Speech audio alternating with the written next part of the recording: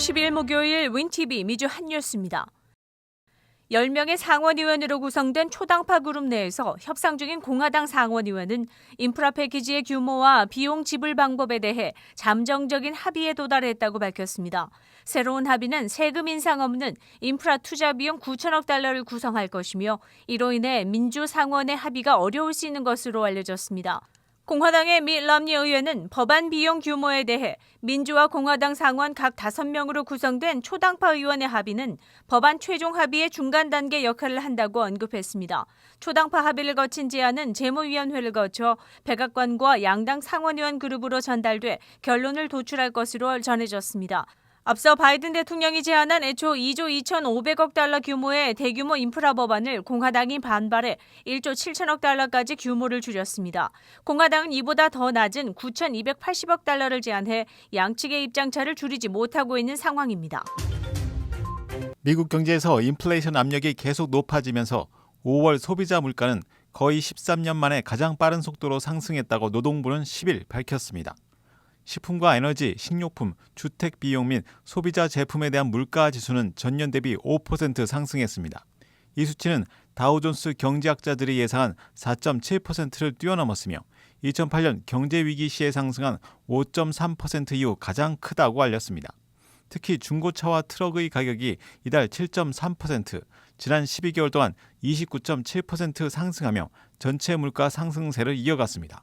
그렇지만 에너지 지수는 휘발유 가격 급등에도 많은 차이를 보이지 않은 것으로 나타났습니다. 휘발유 가격은 지난 1년간 56.2% 상승해 해당 기간 에너지 가격 상승 28.5%를 이끄는 것으로 알려졌으며 식품 가격은 12개월간 2.2% 상승해 비교적 낮은 수준을 유지했습니다.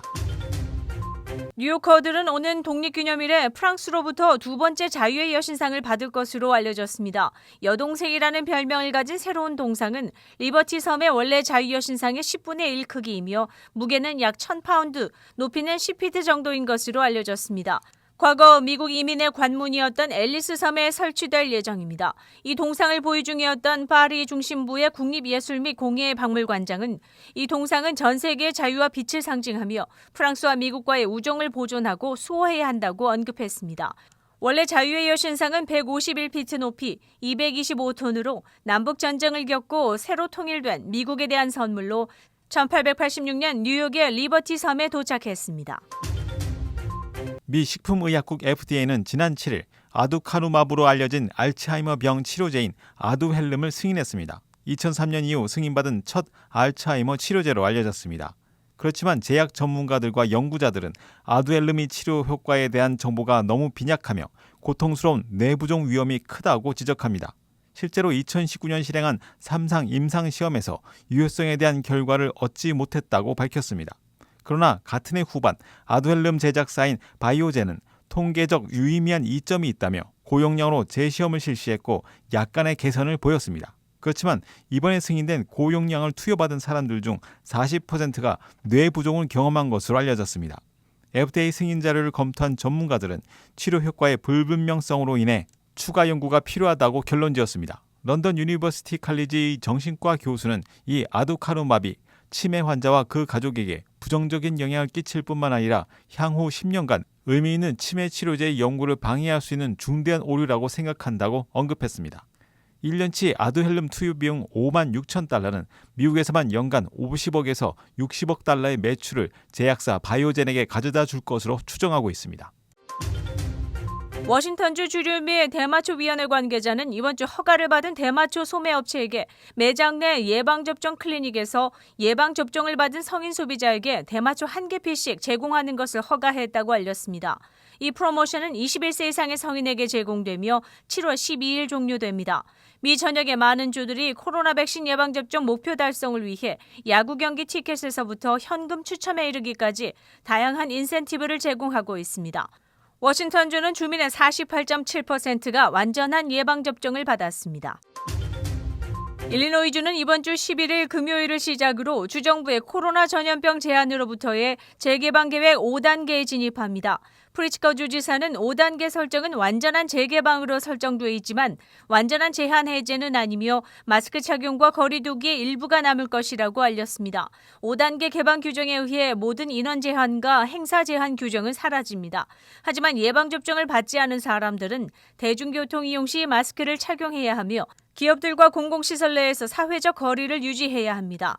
하지만 단위 기간 하루 150건의 코로나 입원 사례 또는 총 750명의 입원 환자 수, 감염 환자의 일일 평균 0.1 사망률 초과, 또 ICU 병상 여유분의 20% 이하 중 하나라도 보고되면 다시 이전 단계로 돌아간다고 밝혔습니다. 6월 10일 목요일 코로나19 현황입니다.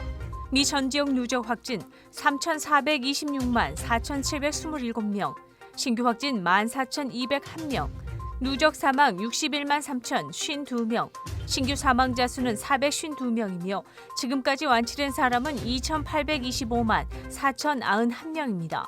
일리노이주 누적 확진 138만 6,628명, 신규 확진 366명, 누적 사망 2만 3,014명, 신규 사망자 수는 18명을 가리켰습니다.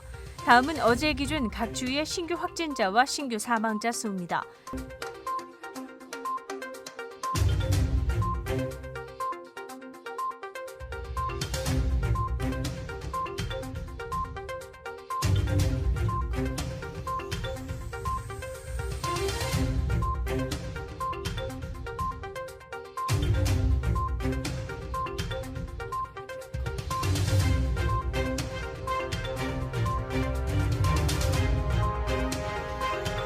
코로나19 데이터 관련 자세한 내용은 시카고토탈닷컴을 통해 다시 볼 수 있습니다. 윈TV 24.5와 MCTV 24.6 방송은 공중파 채널을 통해 시청하실 수 있습니다. 코로나19 비상시국 뉴스24에서는 여러분의 제보를 기다립니다.